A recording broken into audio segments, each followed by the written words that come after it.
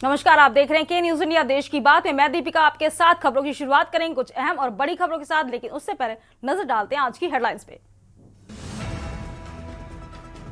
महाराष्ट्र विधानसभा से विपक्ष का वॉकआउट, बोले आज हमारे विधायक शपथ नहीं लेंगे, हमें ईवीएम पर शक। अजीत बोले चुनाव आयोग जाएं। अजीत पवार की 1000 करोड़ की जब्त संपत्ति होगी रिलीज, ट्रिब्यूनल बोला बेनामी लेन देन नहीं हुआ, आयकर विभाग ने 2021 में सीज की थी। सीएम ममता ने हरियाणा महाराष्ट्र चुनाव में इंडिया ब्लॉक के खराब प्रदर्शन पर जताई नाराजगी, बोली इंडिया ब्लॉक मैंने बनाया, मौका मिला तो लीड करूंगी। किसानों ने दिल्ली मार्च टाला, एक दिन का अल्टीमेटम दिया, दोपहर में बैरिकेड्स तोड़कर आगे बढ़े तो पुलिस ने आंसू गैस के गोले दागे, 8 घायल। देश में खुलेंगे 85 केंद्रीय और 28 नए नवोदय विद्यालय, मोदी कैबिनेट ने योजना को दी मंजूरी, जम्मू कश्मीर पर रहेगा खास फोकस। दिल्ली में दिसंबर में पहली बार पारा 10 सेल्सियस से नीचे, मध्य प्रदेश राजस्थान में ठिठुरन बढ़ी, श्रीनगर में तापमान -4.1 सेल्सियस, हिमाचल में 2 दिन बाद बारिश बर्फबारी। खबरों का सारथी। अब रुक करते हैं खबरों का और बता रहे हैं दिल्ली से खबर। अजीत पवार की जब्त संपत्ति होगी रिलीज, 1000 करोड़ की जब्त संपत्ति रिलीज होगी। दिल्ली से अहम खबर आपको इस वक्त की बता रहे हैं। बेनामी लेन देन नहीं हुआ, ट्रिब्यूनल ने कहा। 2021 में छापेमारी कर आईटी ने संपत्ति जब्त की थी। दिल्ली से इस वक्त की अहम खबर आपको बता रहे हैं। 2021 में छापेमारी कर आईटी ने संपत्ति जब्त की थी। अजीत पवार की जब्त संपत्ति होगी रिलीज, 1000 करोड़ की जब्त संपत्ति रिलीज होगी। बेनामी लेन देन नहीं हुआ, ट्रिब्यूनल ने कहा है। 2021 में छापेमारी कर आईटी ने संपत्ति जब्त की। दिल्ली से इस वक्त की अहम खबर बता रहे हैं। अजीत पवार की जब्त संपत्ति होगी रिलीज, 1000 करोड़ की जब्त संपत्ति रिलीज होगी। बढ़ते हैं अगली खबर की ओर। अगली खबर आपको कैथल से बता रहे हैं, जहां पीडब्ल्यूडी रेस्ट हाउस पहुंचे नायब सरकार के कैबिनेट मंत्री रणबीर गंगवा, विभागीय अधिकारियों के साथ की समीक्षा बैठक, योजनाओं की हकीकत जानी, समय पर निर्माण कार्य पर पूरे कराने पर दिया जोर। धांधली को बताया अक्षम्य, कहा सड़कों का जाल बिछा जाए, सभी को उपलब्ध कराया जाए शुद्ध पेयजल। किसान आंदोलन को लेकर कहा सरकार किसान मजदूर सभी का रख रही ख्याल, फसलों का वाजिब मूल्य मिलने से संतुष्ट है राज्य के किसान। किसान आंदोलन को बताया पंजाब का मामला, कहा अराजकता नहीं करने दी जाएगी।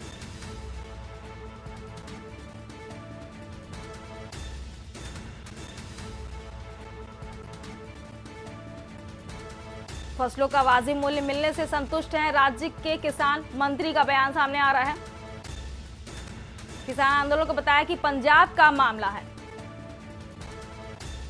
कैथल से बड़ी खबर आपको बता रहे हैं। पीडब्ल्यूडी रेस्ट हाउस पहुंचे नायब सरकार के कैबिनेट मंत्री, विभागीय अधिकारियों के साथ की समीक्षा बैठक, कर जानी योजनाओं की हकीकत,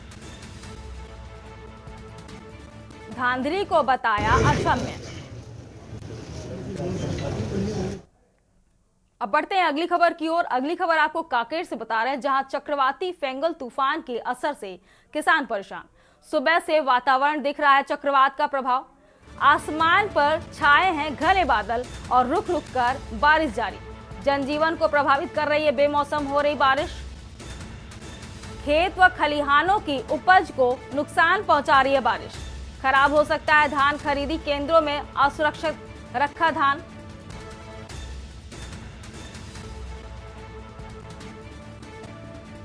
आसमान पर छाए हैं घने बादल और रुक रुक कर बारिश होने की संभावना हो रही है, जनजीवन को प्रभावित कर रही है बेमौसम बारिश। खेत व खलिहानों की उपज को नुकसान पहुंचा रही है बारिश, खराब हो सकता है धान, खरीदी केंद्रों में असुरक्षित रखा हुआ धान। कांकेर से इस वक्त की अहम खबर बता रहे हैं, चक्रवाती फेंगल तूफान के असर से किसान परेशान नजर आ रहे हैं। सुबह से वातावरण में दिख रहा है चक्रवात का प्रभाव। कांकेर से इस वक्त की अहम खबर आपको बता रहे हैं, आसमान पर छाए हैं घने बादल और रुक रुक कर बारिश जारी है। देश की बात यहाँ बढ़ते हैं अगली खबर की ओर। रायपुर से अगली खबर आपको बता रहे हैं, जहां समितियों से धान उठान न होने से धान खरीदी प्रभावित। समितियों में लगा है खरीदे जा चुके धान का बड़ा अंबार। राइस मिलर्स भुगतान की मांग को लेकर नहीं उठा रहे हैं धान। बेनतीजा रही राइस मिलर्स की अधिकारियों के साथ हुई वार्ता। उठान न होने से पूरी तरह ठप हो सकती है धान की खरीदारी। सीएम स्वयं भी कर चुके हैं मिलर्स के साथ बातचीत। प्रदेश में 14 नवंबर से ही शुरू कर दी गई थी धान की खरीदी। मिलर्स आर्थिक संकट बता उठान कराने में असमर्थता जता रहे हैं। प्रदेश में 14 नवंबर से ही शुरू कर दी गई थी धान की खरीदी। मिलर्स आर्थिक संकट बता उठान कराने में असमर्थता जता रहे हैं। रायपुर से इस वक्त खबर आपको बता रहे हैं, समितियों से धान उठान न होने से धान खरीदी पर प्रभाव छोड़ सकता है। समितियों में लगा है खरीदी जा चुके धान का बड़ा अंबार। राइस मिलर्स भुगतान की मांग को लेकर नहीं उठा रहे हैं धान। बढ़ते हैं अगली खबर की ओर। अगली खबर आपको नारायणपुर से बता रहे हैं, जहां 3 दिसंबर को थाना सोनपुर के कोकहा मेटा क्षेत्र के जंगल में माओवादियों की मौजूदगी जानकारी मिलने पर डीआरजी व बीएसएफ जवानों की संयुक्त टीम ने सर्च अभियान चलाया। इस दौरान सर्च करने वाली टीम को नक्सलियों द्वारा हथियार बनाने के लिए स्थापित असलहे बनाने की फैक्ट्री मिली। फैक्ट्री में हथियार बनाने में इस्तेमाल होने वाला रसोई gas cylinder, welding machine, foldable chair व सोलर प्लेट सहित अन्य सामान रखा मिला।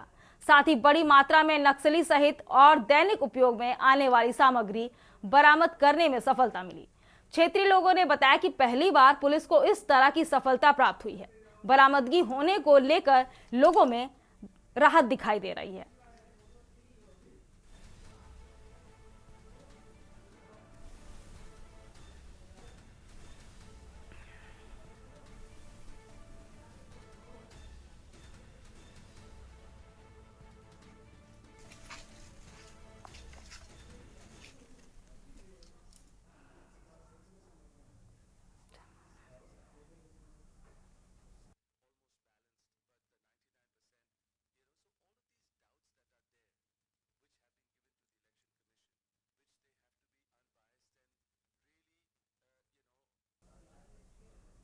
चलिए बढ़ते हैं अगली खबर की ओर। अगली खबर आपको जबलपुर से बता रहे हैं, जहां नर्मदा तट तिलवाड़ा क्षेत्र से साधु की कुटिया को उजाड़ा गया।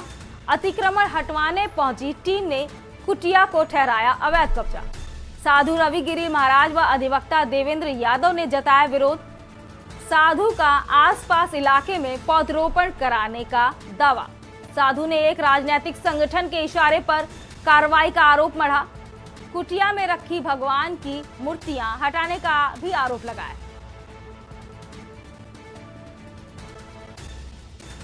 साधु का आसपास इलाके में पौधरोपण कराने का भी दावा सामने आ रहा है।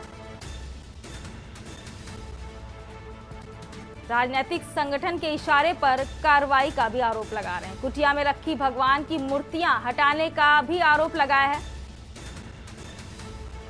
जबलपुर से इस वक्त अहम खबर बता रहे हैं, तिलवाड़ा क्षेत्र से साधु की कुटिया को उजाड़ा गया है।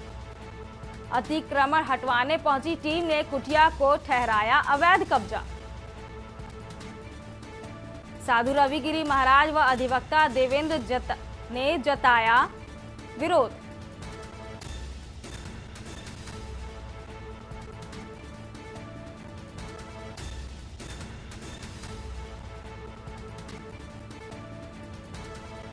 साधु का आसपास इलाके में पौधरोपण कराने का दावा है।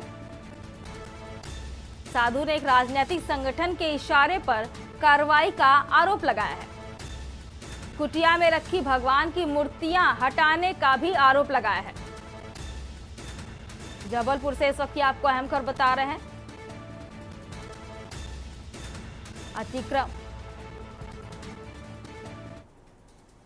अब बढ़ते हैं अगली खबर की ओर। अगली खबर आपको जबलपुर से बता रहे हैं, जहां बसपा नेताओं के मनाया बाबा साहेब का महापरिनिर्वाण दिवस। डॉक्टर अंबेडकर सामुदायिक भवन में आयोजित हुआ कार्यक्रम। संविधान शिल्पी बाबा साहेब की प्रतिमा पर किया माल्यार्पण। डॉक्टर अंबेडकर के बताए रास्ते पर चलने का सभी ने दोहराया संकल्प। साथ ही बालकिशन चौधरी और माखन लाल गोटिया सहित अन्य लोग भी रहे शामिल।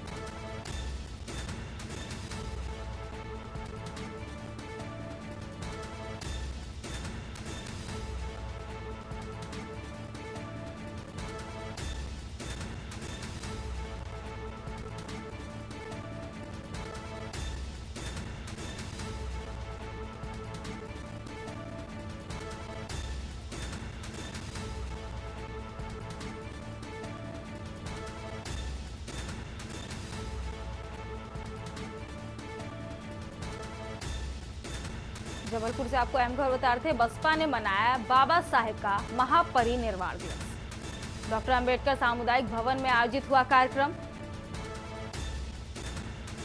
संविधान शिल्पी बाबा साहेब की प्रतिमा पर किया गया माल्यार्पण। डॉक्टर के अंबेडकर के बताए रास्ते पर चलने का निश्चय किया।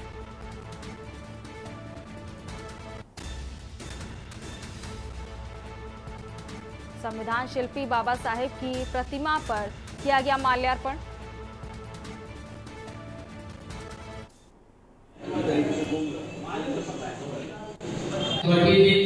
आप सभी आए डॉक्टर बाबा साहब अम्बेडकर जी के बहुजन समाज पार्टी द्वारा जबलपुर में हमारे बाबा साहब भीमराव अम्बेडकर जी की पुण्यतिथि के अवसर पर आज हम लोगों ने उनकी मूर्ति पर माल्यार्पण किए अम्बेडकर पर, और उसके बाद अम्बेडकर भवन में आज एक बाबा साहब की विचारधाराओं को आगे बढ़ाने के लिए, बाबा साहब की इस देश में संविधान की रक्षा करने के लिए हम लोगों ने एक संगोष्ठी यहाँ पे बाबा साहब भीमराव अम्बेडकर भवन में रखी हुई है, जिसमें हमारे जबलपुर के समस्त पदाधिकारीगण इस कार्यक्रम में उपस्थित हुए हैं।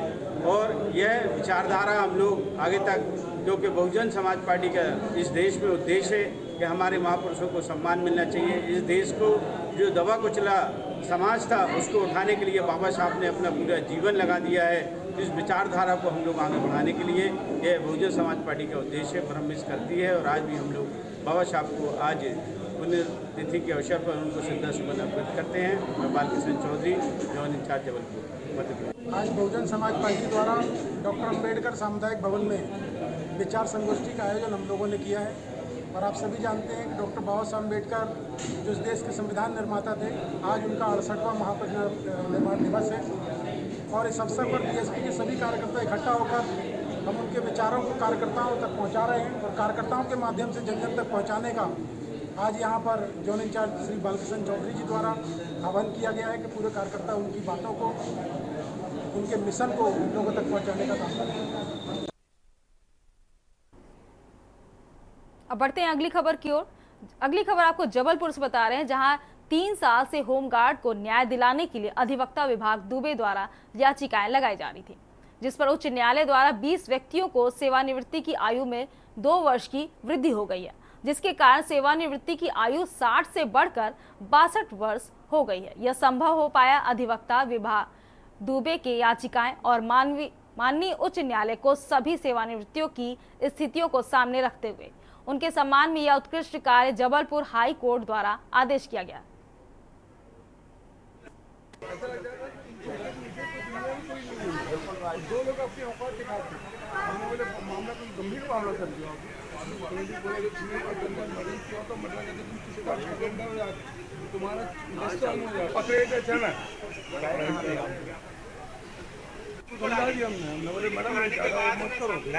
मेरे द्वारा वर्ष 2022 में होमगार्ड सैनिकों के लिए माननीय उच्च न्यायालय में याचिकाएं लगाई गई। याचिका लगाने का मेरा मेन उद्देश्य यह था कि उनकी सेवानिवृत्ति की आयु को 60 से बढ़ा के 62 वर्ष किया जाए। मेरे द्वारा जो याचिकाएं लगाई गई उस याचिकाओं को माननीय उच्च न्यायालय ने स्वीकार किया और स्वीकार करने के बाद 20 लोगों को 2 वर्ष का एक्सटेंशन निधि मिल गया है। देश की बात में बढ़ते हैं अब अगली खबर की ओर। अगली खबर आपको राजधानी लखनऊ से बता रहे हैं, जहां विश्वविद्यालय में छात्रों का प्रदर्शन। परीक्षा समय में बदलाव पर अड़े एलयू के छात्र। एग्जाम पैटर्न समय सारणी में बदलाव से संतुष्ट नहीं। परीक्षा के 10 दिन पहले बदला गया परीक्षा का समय। परीक्षा पैटर्न और परीक्षा समय का छात्र कर रहे हैं विरोध। विश्वविद्यालय के प्रशासनिक भवन पर छात्र दे रहे हैं धरना। बदलाव न करने को लेकर प्रोक्टोरियल बोर्ड को दिया ज्ञापन। लखनऊ से इस वक्त की अहम खबर आपको बता रहे हैं, छात्रों और प्रोक्टोरियल बोर्ड के बीच हुई तीखी बहस। मांगे पूरी न होने पर छात्र परीक्षा का बहिष्कार कर सकते हैं। लखनऊ से इस वक्त की आपको अहम खबर बता रहे हैं, बदलाव न करने को लेकर प्रोक्टोरियल बोर्ड को दिया गया है ज्ञापन। छात्रों और प्रोक्टोरियल बोर्ड के बीच तीखी बहस हुई है। लखनऊ से इस वक्त की आपको अहम खबर बता रहे हैं, जहां विश्वविद्यालय के प्रशासनिक भवन पर छात्र दे रहे हैं धरना प्रदर्शन। बदलाव न करने को लेकर प्रोक्टोरियल बोर्ड को दिया गया है ज्ञापन।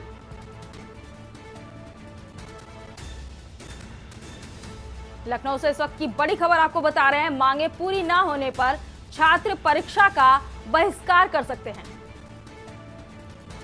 लखनऊ विश्वविद्यालय में छात्रों का प्रदर्शन। परीक्षा समय में बदलाव पर अड़े एलयू के छात्र। एग्जाम पैटर्न समय सारणी में बदलाव से संतुष्ट नहीं छात्र। परीक्षा के 10 दिन पहले बदला गया परीक्षा का समय।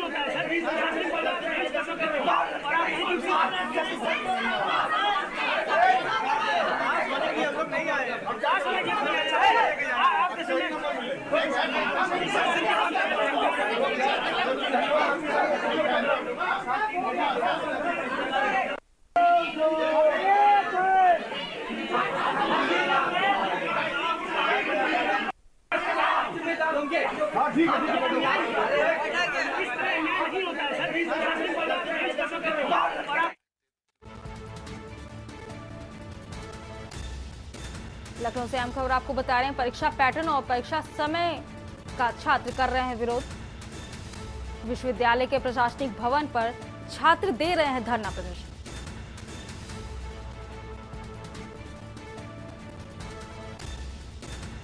लखनऊ से इस वक्त की आपको अहम खबर बता रहे हैं, छात्रों और प्रोक्टोरियल बोर्ड के बीच तीखी बहस हुई है। विश्वविद्यालय के प्रशासनिक भवन पर छात्र दे रहे हैं धरना। लखनऊ से इस वक्त की आपको अहम खबर बता रहे हैं, बदलाव न करने को लेकर प्रोक्टोरियल बोर्ड को दिया गया है ज्ञापन।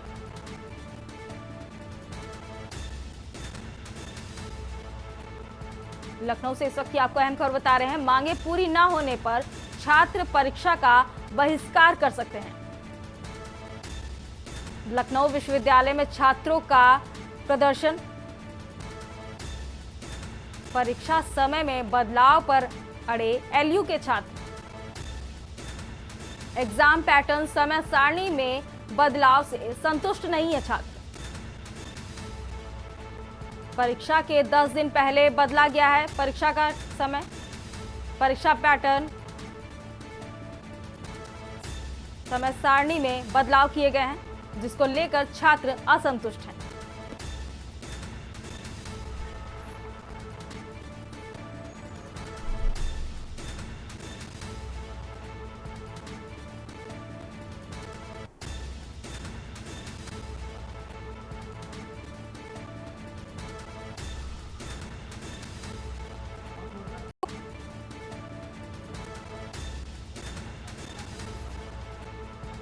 इसी खबर पे ज्यादा जानकारी के लिए हमारे संवाददाता अविनाश जुड़ चुके हैं। अविनाश, जैसा कि छात्रों का लगातार धरना प्रदर्शन देखा जा रहा है, क्या प्रोक्टोरियल विभाग से कोई बातचीत हो पा रही है? प्रशासनिक विभाग की तरफ से कोई जवाब आ रहा है कि एन मोमेंट पे इतना बड़ा बदलाव कैसे?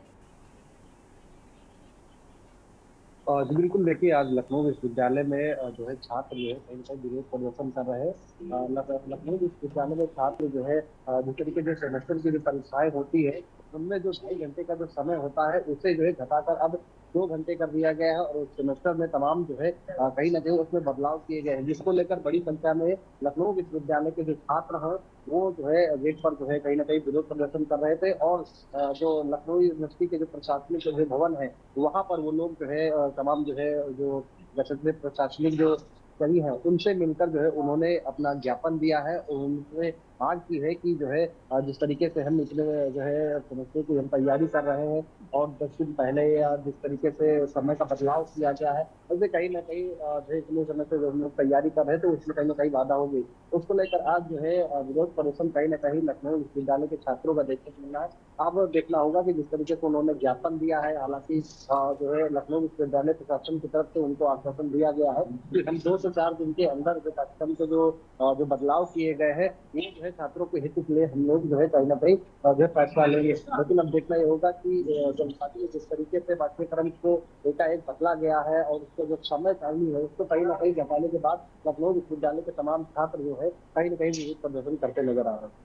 जी, जैसे समय से पहले अभी 10 दिन पहले ही इतना बड़ा बदलाव होने की वजह से छात्रों के एग्जाम पे पूरा असर देखा जाएगा, तो क्या आपके पास कोई छात्र हैं जिनसे आप बात कर सकते हैं?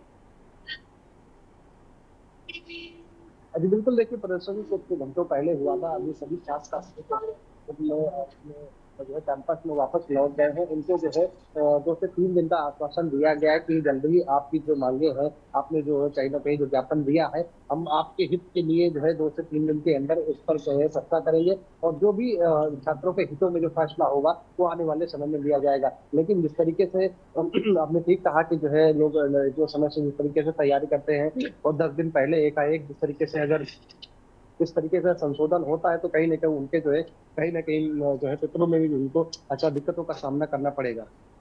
क्या प्रोक्टोरियल बोर्ड की तरफ से भी कोई जवाब सामने निकल कर आ रहा है कि इतना बड़ा बदलाव अचानक से कैसे किया गया है? जी बिल्कुल, देखिए समय समय से लखनऊ विश्वविद्यालय हो या फिर तमाम ऐसी यूनिवर्सिटी हो उसमें जिस तरीके से पाठ्यक्रम में अनेकों बदलाव कहीं ना कहीं किए जाते हैं, लेकिन जो बदलाव किए गए वो जो है उनका कहना था कि अगर आपको बदलाव करना था तो आप अगले सेमेस्टर से करते। हम लोगों का ये जो सेमेस्टर हम लोगों ने उसी हिसाब से तैयारी की थी, वही समिति के हिसाब से जो है हम लोग अपना पाठ्यक्रम जो है कहीं ना कहीं जिस तरीके से वो लोग अपनी उनकी तैयारी करते हैं। अब एकाएक जिस तरीके से अगर बदलाव किया जाता है समय में तो उनकी परीक्षा कहीं ना कहीं बाधित होगी। हालांकि जो है यूनिवर्सिटी प्रशासन ने उनको आश्वासन दिया है कि आपके हित के लिए फैसला लिया जाएगा और जो आपने ज्ञापन दिया उस पर जो है कहीं ना कहीं कार्रवाई होगी। जी, बहुत बहुत शुक्रिया अविनाश, पूरी ज्यादा जानकारी साझा करने के लिए, हमारे दर्शकों तक पहुंचाने के लिए। लखनऊ से अहम खबर आपको बता रहे थे, जहां विश्वविद्यालय के छात्र लगातार धरना प्रदर्शन कर रहे हैं। लखनऊ से इस वक्त की अहम खबर आपको बता रहे हैं, छात्रों और प्रोक्टोरियल बोर्ड के बीच तीखी बहस भी हुई है। मांगे पूरी न होने पर छात्र परीक्षा का बहिष्कार कर सकते हैं। खबरों का सिलसिला लगातार जारी रहेगा। रुकते हैं छोटी सी ब्रेक के लिए, जल्द हाजिर होंगे।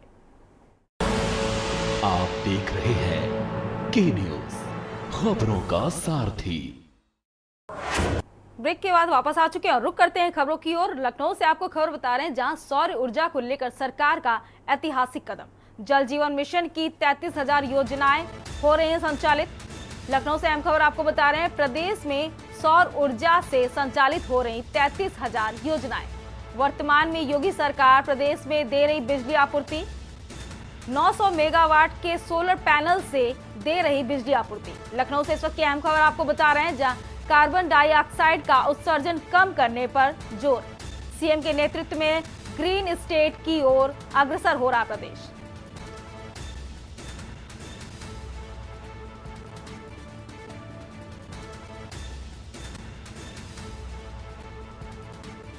लखनऊ से इस वक्त की आपको अहम खबर बता रहे हैं, सीएम के नेतृत्व में ग्रीन स्टेट की ओर अग्रसर हो रहा है प्रदेश। सौर ऊर्जा को लेकर सरकार का ऐतिहासिक कदम। जल जीवन मिशन की 33,000 योजनाएं हो रही हैं संचालित। लखनऊ से अहम खबर आपको बता रहे हैं, प्रदेश में सौर ऊर्जा से संचालित हो रही हैं 33,000 योजनाएं। वर्तमान में योगी सरकार प्रदेश में दे रही है बिजली आपूर्ति।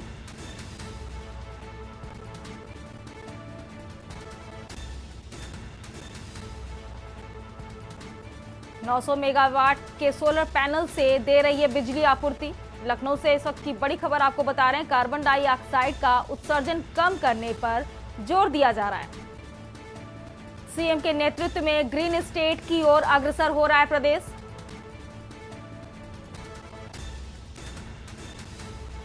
सौर ऊर्जा को लेकर सरकार का ऐतिहासिक।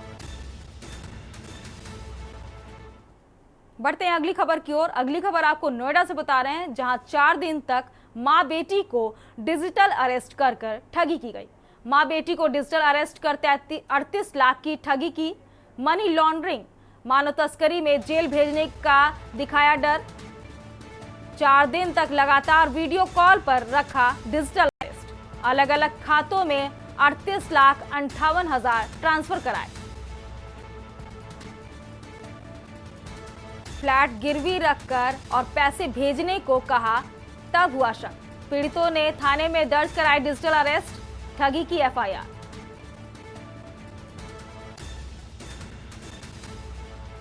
अलग अलग खातों में 38,58,000 ट्रांसफर कराए। नोएडा से इस वक्त की आपको अहम खबर बता रहे हैं, फ्लैट गिरवी रखकर और पैसे भेजने को लेकर दबाव बनाया गया। पीड़ितों ने थाने में दर्ज कराई डिजिटल अरेस्ट की एफआईआर। 4 दिन तक मां बेटी को डिजिटल अरेस्ट कर की गई ठगी। नोएडा से इस वक्त की बड़ी खबर आपको बता रहे हैं, जहां 38 लाख की ठगी की गई है मां बेटी के साथ।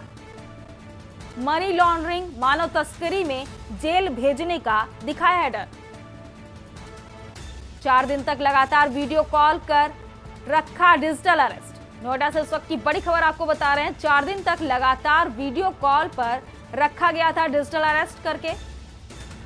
अलग अलग खातों में 38,58,000 ट्रांसफर कराए गए।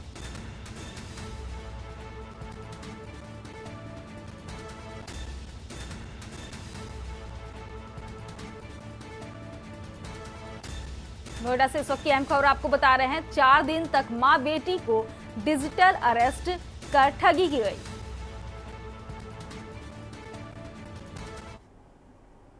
देश की बातें बढ़ते हैं अगली खबर की ओर। अगली खबर आपको मेरठ से बता रहे हैं, जहां बांग्लादेश हिंसा मामले में हिंदू संगठनों का प्रदर्शन। भारी संख्या में एकजुट होकर कमिश्नरी पहुंच रहे लोग।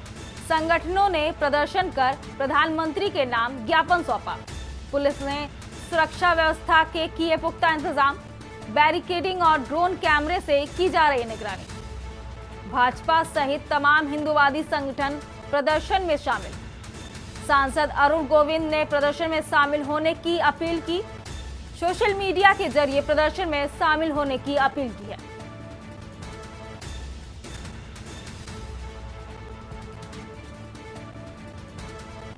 सांसद अरुण गोविंद ने प्रदर्शन में शामिल होने की अपील की है। सोशल मीडिया के जरिए प्रदर्शन में शामिल होने की भी अपील की है। मेरठ से इस वक्त की बड़ी खबर आपको बता रहे हैं, बांग्लादेश हिंसा मामले में हिंदू संगठनों का हरे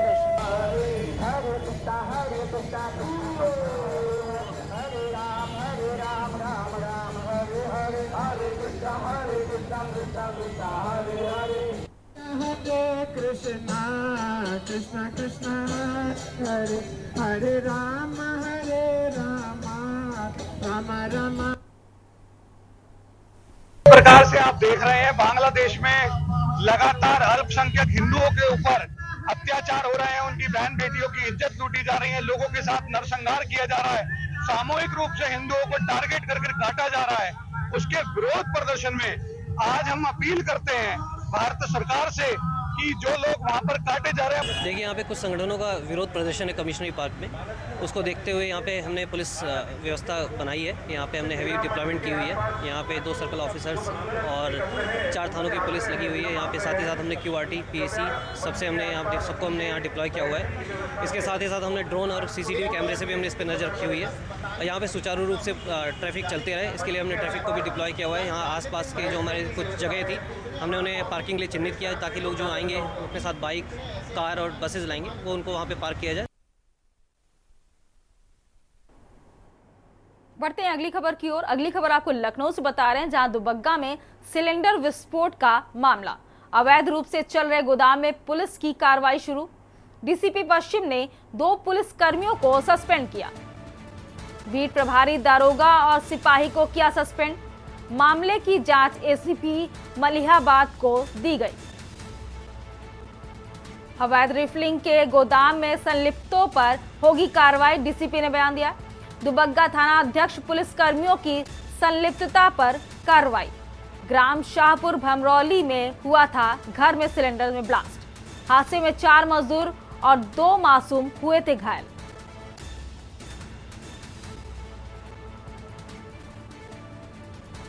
दुबग्गा थाना अध्यक्ष पुलिस कर्मियों की संलिप्तता पर कार्रवाई। ग्राम शाहपुर भमरौली में हुआ था घर में सिलेंडर में ब्लास्ट। अवैध रिफिलिंग के गोदाम में संलिप्तों पर होगी कार्रवाई।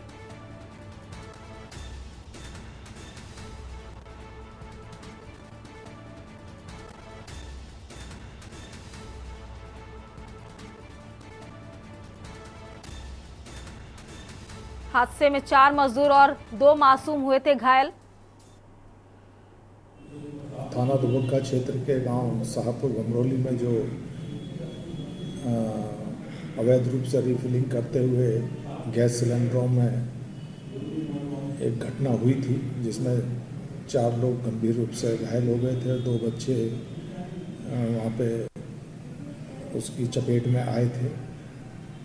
मेरे द्वारा मौके का जो घटना स्थल थी उसका निरीक्षण किया गया था तथा वहाँ आसपास के लोगों से बातचीत की गई थी। तो यह तथ्य संज्ञान में आए थे कि वहाँ पे उस इलाके में ये धंधा पिछले 4-5 महीने से चल रहा था तथा जहाँ ये घटना घटित हुई थी वहाँ 5 दिन पहले ही शुरू हुआ था। इसी संबंध में तत्काल वहाँ के स्थानीय ACP को ये निर्देशित किया गया था कि इस संबंध में एक तथ्यात्मक आख्या पुलिस की भूमिका के संबंध में दें। तो उनके द्वारा बीट आरक्षी तथा उस हल्के के हल्का प्रभारी के बारे में एक आख्या दी गई थी, जिसमें उनकी लापरवाही स्पष्ट रूप से दृष्टिगोचर होती है।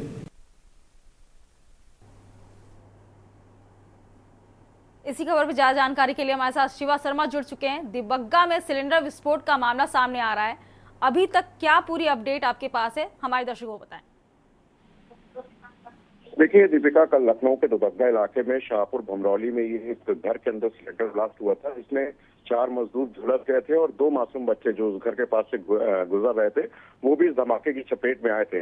अब चूंकि पुलिस की कार्रवाई पूरी होने लगी है, जो जांच रिपोर्ट है उस जांच रिपोर्ट के आधार पर DCP पश्चिम ओमवीर सिंह ने 2 पुलिसकर्मियों को सस्पेंड किया है, जिसमें एक सब इंस्पेक्टर रैंक के अधिकारी रामसेवक राणा है, जो दुबग्गा थाने की जो शाहपुर भमरौली में जहां पर ये पूरी घटनाक्रम हुआ था वहां के वो बीट प्रभारी है, और साथ ही साथ कांस्टेबल मनोज कुमार।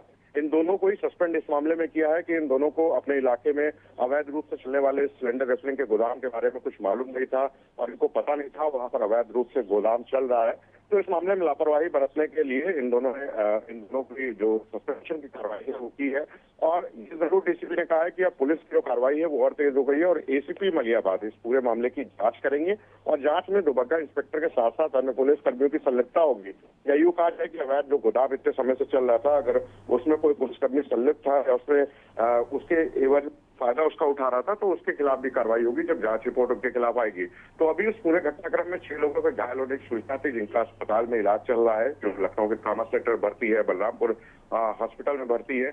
लेकिन इस पूरे घटनाक्रम में जो FIR है वो अभी तक पूरी तरीके से नहीं की गई है, और ये जो घटनाक्रम है, इस घटनाक्रम के बाद तमाम सवाल आपको विभाग के ऊपर भी खड़े होते हैं, क्योंकि मौके से कई घरेलू सिलेंडर वहां पर बरामद हुए थे। तो ऐसे घरेलू सिलेंडर की जो आपूर्ति है उस मकान के अंदर कैसे की जा रही थी, कौन वो गैस एजेंसी के लोग थे जिन्होंने घरेलू सिलेंडर वहां पर दिए थे और वहां पर गैस कटिंग होती थी। ये तमाम जो सवाल है ये अभी इसके प्रश्न जानना बाकी है और अभी जिला प्रशासन की तरफ से कोई कार्रवाई नहीं की गई है, लेकिन पुलिस अफसरों ने अपने विभाग की जो लापरवाही है उसको देखते हुए 2 पुलिसकर्मियों को फिलहाल सस्पेंड किया है। शिवा, बहुत बहुत धन्यवाद हमारे दर्शकों को सारी जानकारी देने के लिए। दुबग्गा थाना अध्यक्ष पुलिस कर्मियों की संलिप्तता पर कार्रवाई।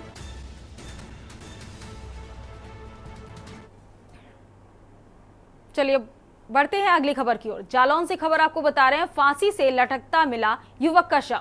परिजनों की सूचना पर पहुंची पुलिस। हत्या या आत्महत्या की जांच में जुटी पुलिस। पुलिस ने शव को पोस्टमार्टम के लिए भेजा। कोच कोतवाली के काशीराम कॉलोनी की घटना बताई जा रही है।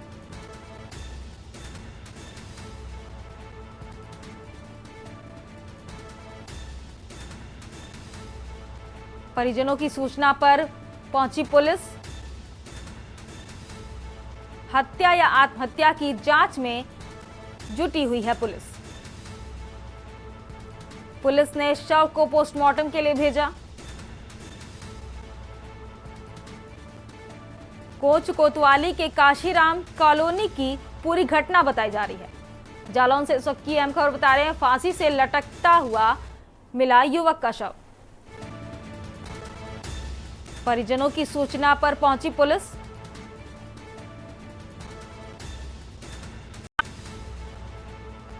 मामले की जांच में जुटी हुई है पुलिस।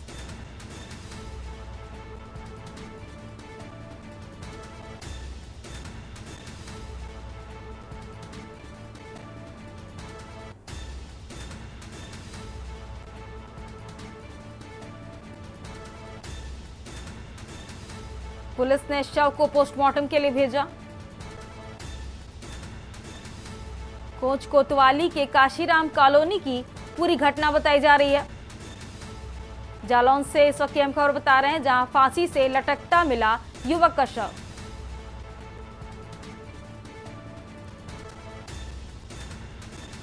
इस खबर पर ज्यादा जानकारी के लिए नाजिद अरमान जुड़ चुके हैं हमारे साथ। नाजिद जुड़ चुके हैं हमारे साथ। अभी तक आपके पास क्या पूरा अपडेट निकल कर आ रहा है? जैसा कि परिजनों ने की सूचना पर पुलिस भी पहुंच चुकी है और मामले की जांच में जुटी है। आत्महत्या है या फिर हत्या, अभी तक इसका खुलासा नहीं हो पा रहा है। जी बिल्कुल, अमित का बता दें कि जिस तरीके से शव जो मिला है उसमें कहीं ना कहीं संदिग्ध मामला जरूर नजर आ रहा है, क्योंकि परिजनों का कहना यह है साफ तौर से कि हमारा बेटा का कोई ऐसी कुछ टेंशन या कोई इस तरह की परिस्थिति नहीं थी जिस वजह से वो आत्महत्या कर ले। हालांकि ये जो काशीराम कॉलोनी में वो अकेला रहता था, वो पढ़ाई भी करता था, इस वजह से उनका कहना साफ तौर से है कि जो हालात उसके जैसे जिस तरीके से बॉडी मिली है उसमें कहीं ना कहीं इनको संदिग्ध मामला जरूर लग रहा है। उन्होंने आरोप भी लगाया है कि हमारे बेटे को किसी ने मारा, लेकिन पुलिस जब मौके पर पहुंची उन्होंने शव का पंचनामा भरकर पोस्टमार्टम भी इसको भेज दिया और उन्होंने साफ तौर से कहा है कि जब तक इसकी जांच नहीं हो जाती या पोस्टमार्टम के बाद जो रिपोर्ट नहीं आती तब तक हम लोग इस पर कोई कार्रवाई नहीं कर सकते। बहरहाल उन्होंने छानबीन शुरू कर दी और अब तक ऐसा कोई रिजल्ट नहीं आया कि इसकी आत्महत्या की है, हत्या की है। बहरहाल शव का पंचनामा भर दिया गया। जी, परिवार की तरफ से भी कोई बात निकलकर सामने आ रही है कि ये हत्या है या फिर आत्महत्या की बात? परिजनों का साफ तौर से कहना है कि जिस तरीके से हमारे बेटे का कोई मामला नहीं था, वो आत्महत्या उसने क्यों की, एक उनका एक सवाल ये उनका परिजनों का उठता है और उन्होंने पुलिस से कहा है कि इसकी जांच की जाए ताकि ये पता चल सके कि हमारे बेटे ने हत्या की। आत्महत्या के दौरान उन्होंने आरोप लगाया है। जी माजिद, आपका बहुत बहुत धन्यवाद पूरी जानकारी साझा करने के लिए, हमारे दर्शकों को बताने के लिए।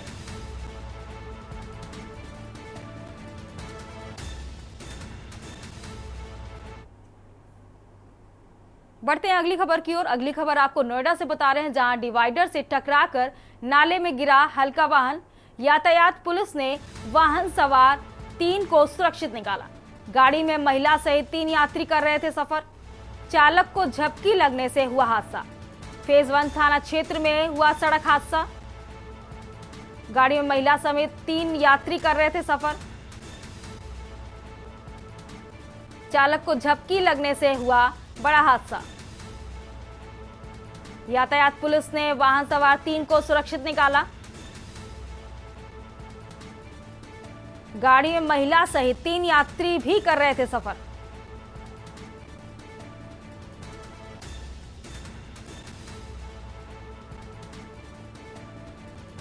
फेज 1 थाना क्षेत्र में हुआ सड़क हादसा। नोएडा से इस वक्त की अहम खबर बता रहे हैं, डिवाइडर से टकराकर नाले में गिरा हल्का वाहन। यातायात पुलिस ने वाहन सवार 3 को सुरक्षित निकाला। गाड़ी में महिला सहित 3 यात्री भी कर रहे थे सफर। चालक को झपकी लगने से हुआ बड़ा हादसा।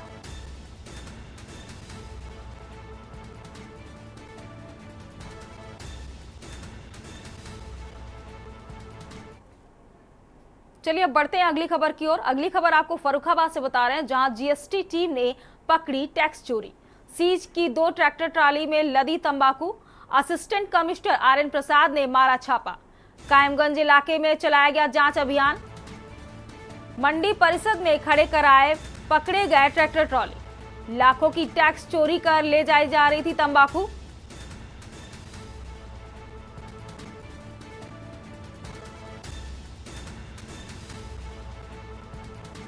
कायमगंज इलाके में चलाया गया जांच अभियान।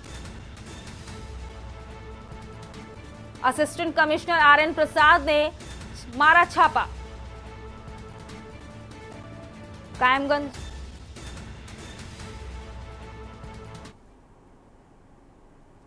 हाल में उत्तराखंड के नैनीताल में प्रदूषण काफी बढ़ा है। इस वजह से वहां प्राकृतिक खूबसूरती दिखनी कम हो गई है, जिनके लिए नैनीताल दुनिया भर में मशहूर रहा है। ये जानकारी पर्यावरण के जानकारों ने दी। यहां रहने वाले भी इस बात की तस्दीक देते हैं कि वे बताते हैं कि प्रदूषण की वजह से बर्फ से ढकी हिमालय की चोटियां दिखने का समय पहले के मुकाबले कम हुआ है। देखिए हमारी एक खास रिपोर्ट।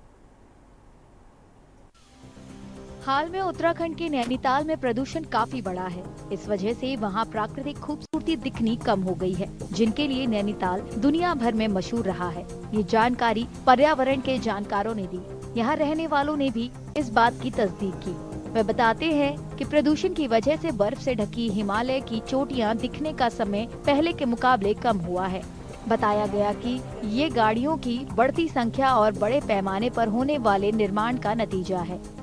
पहले से यहाँ की अगर हम कहें आबोहवा बहुत ज़्यादा अच्छी हुआ करती थी। यहाँ से हमें नवंबर से मार्च तक का हिमालय का बहुत अच्छा व्यू आता था, जिसमें पंचाचूली, नंदा घुंटी, नंदाकोट, त्रिशूल ये सारे माउंटेन्स आप देख सकते थे। लेकिन अब पिछले साल से अभी आज ही के दिन हमने पिछले साल जो फोटो ली थी उसमें और आज में ज़मीन आसमान का फर्क है। पिछले साल मुझे ऐसा लगता है कि शायद थोड़ा पॉल्यूशन कम रहा होगा। हिमालय में बहुत ज़्यादा बर्फ थी, बहुत क्लियर हिमालय दिख रहे थे। और इस साल आप देख सकते हैं इतना हेजी हो चुका है, कुछ दिख नहीं रहा है। हिमालय में बर्फ बिल्कुल खत्म हो गई है और इस चीज़ का मेन कारण है पॉल्यूशन और जो माइंडलेस कंस्ट्रक्शन हो रहा है पहाड़ों में। ये बात तो सच है कि पिछले 4 सालों में ही देखते देखते हर साल पॉल्यूशन यहाँ पे काफ़ी बढ़ गया है। अभी आप देख सकते हैं कि जो हिमालयन व्यू है, जो नॉर्मली इस साल इस टाइम पे बहुत साफ दिखता है, बहुत ही धुंधला दिख रहा है और बर्फ़ तो बहुत ही कम है इसमें। और एक सबसे बड़ा कारण यही है कि उत्तराखंड में एकदम बहुत ज़्यादा माइंडलेस कंस्ट्रक्शन हो रहा है। हमारे आसपास हर दूसरे दिन एक नई साइट, नया होटल बन रहा है। कई लोगों ने सरकार से अपील की है कि हालात बेकाबू हो उससे पहले नए निर्माण पर फौरन प्रतिबंध लगाएं। सबसे पहले तो जो बहुत ज़्यादा कंस्ट्रक्शन पहाड़ों में हो रहा है, कंक्रीट कंस्ट्रक्शन जिसको हम कहते हैं, उस पर बैन लगना चाहिए किसी भी हाल में। क्योंकि पहाड़ों की मिट्टी अगर आप उत्तराखंड के कोई भी पहाड़ ले लें, किसी भी पहाड़ी जगह पे चले जाएं, वहाँ की मिट्टी बहुत ज़्यादा क्या कहते हैं स्ट्रांग नहीं होती है, बहुत वीक होती है, जो कि इतना कंक्रीट झेल नहीं पाती है। 2022 में जो आपदा आई थी रामगढ़ क्षेत्र में ही आई थी, बहुत लोगों की मौत भी हुई थी उसमें। लेकिन उस उतनी बड़ी आपदा के बाद भी गवर्नमेंट ने ना कोई इसके प्रति कोई भी अपना नहीं लिया, स्टेप नहीं लिया और अभी भी माइंडलेस कंस्ट्रक्शन यहाँ चल ही रहा है। कुछ लोगों का कहना है कि निर्माण पर रोक के अलावा गाड़ियों से होने वाला प्रदूषण भी तत्काल कम करना जरूरी है। जो हमारी विभिन्न पहाड़ों पर सीएनजी बसेस नहीं चढ़ रही हैं, या इलेक्ट्रिसिटी द्वारा चार्ज किया हुआ व्हीकल्स नहीं जा रहे, पर्यटक बहुत ज्यादा अब आ रहे हैं। तो जो पर्यटक बहुत ज्यादा आ रहे हैं और वो अपने पेट्रोल डीजल की गाड़ियों से आ रहे हैं, बसेस भी चल रही हैं, कई सारी प्राइवेट बसेस चल रही हैं जो कि प्रदूषण का मापक को तैयार जो कि मानव को फॉलो नहीं कर रहे हैं और फिर भी वो पहाड़ों पे जा रहे हैं, इससे और वायु को प्रदूषित कर रहे हैं। आंकड़ों के मुताबिक 2 दशकों में यहाँ का वायु प्रदूषण कई गुना बढ़ा है। नैनीताल में 2006 से ग्रीन हाउस गैसों पर नजर रखी जा रही है। पर्यावरण के जानकार बताते हैं कि तब से प्रदूषण काफी बढ़ा है। यहाँ पे हम लोगों ने जो ऑब्जर्वेशन 2006 से शुरू किए, उसमें हमने ग्रीन हाउस गैसेस का और जो शॉर्ट लिव्ड गैसेस या पॉल्यूटेंट उन सबके ऑब्जर्वेशन शुरू किए 2006 में। वो हिमालय रीजन में पहली बार ऑब्जर्वेशन शुरू किया। तो आपको बताएं, जैसे हम ग्रीन हाउस गैसेस में, इसमें जो CO2 का हम ऑब्जर्वेशन करते हैं, मीथेन का ऑब्जर्वेशन करते हैं, नाइट्रस ऑक्साइड जो N2 उनका ऑब्जर्वेशन करते हैं, सल्फर हेक्साफ्लोराइड SF6 जो सबसे ज़्यादा खतरनाक गैस है उसका, इन सब की मात्रा बहुत ज़्यादा यहाँ पे बढ़ी हुई हमने ऑब्जर्व की है। जैसे एग्जाम्पल के लिए CO2 को हम ऑब्जर्वेशन कर रहे हैं, अगर तो CO2 का ऑब्जर्वेशन 2006 में शुरू किया, उसकी मात्रा करीब 360 ppm थी। आज की डेट में यहाँ पे 2024 में इसकी मात्रा 410 से लेकर 420 ppm आ गई है। तो जो ये 50 से 60 ppm बढ़ी है, इसका इफेक्ट देखने को मिल भी रहा है। जानकारों ने चेतावनी दी है कि अगर निर्माण काम पर रोक नहीं लगा और गाड़ियों से होने वाले प्रदूषण पर फौरन लगाम नहीं कसा तो नैनीताल की नाजुक पारिस्थितिकी को स्थायी नुकसान हो सकता है।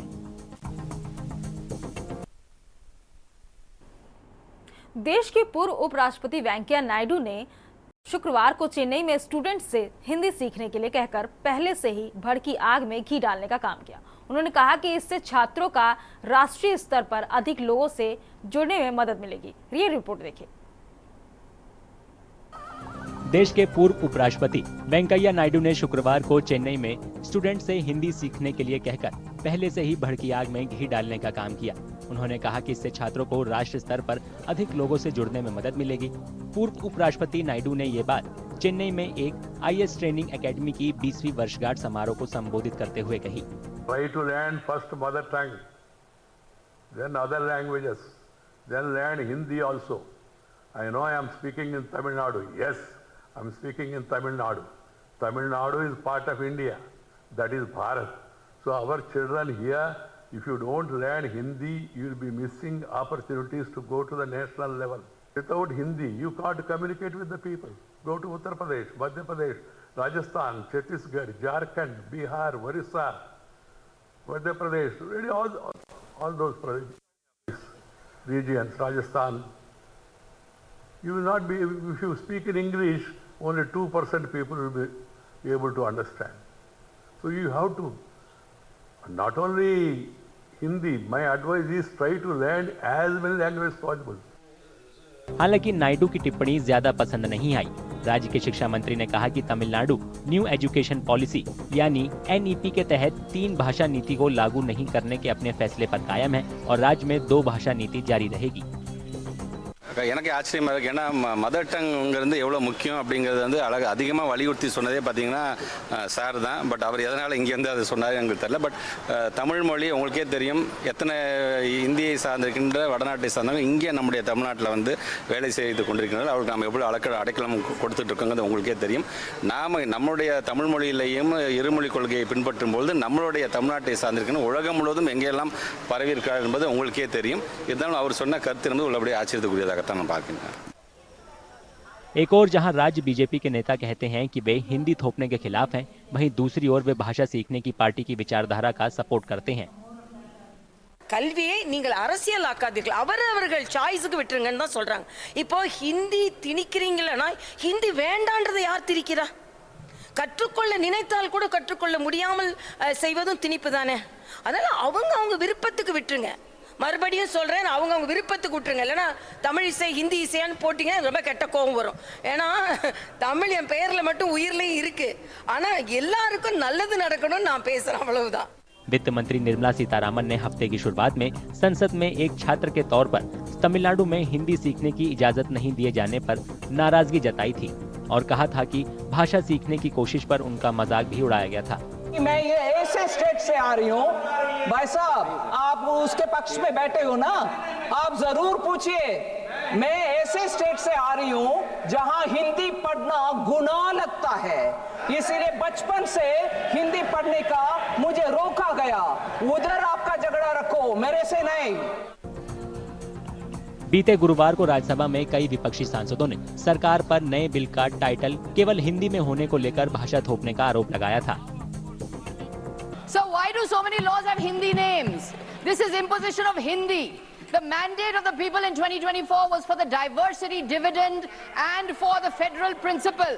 But the government is persisting in the Hindification of laws. This is Hindi imposition.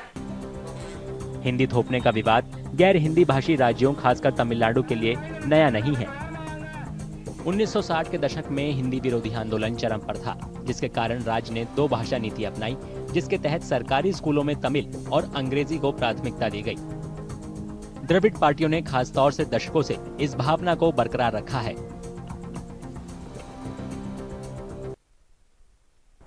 देश की बात में फिलहाल मेरे साथ इतना ही। आप देखते रहिए के न्यूज इंडिया। नमस्कार। आप देख रहे हैं के न्यूज, खबरों का सारथी।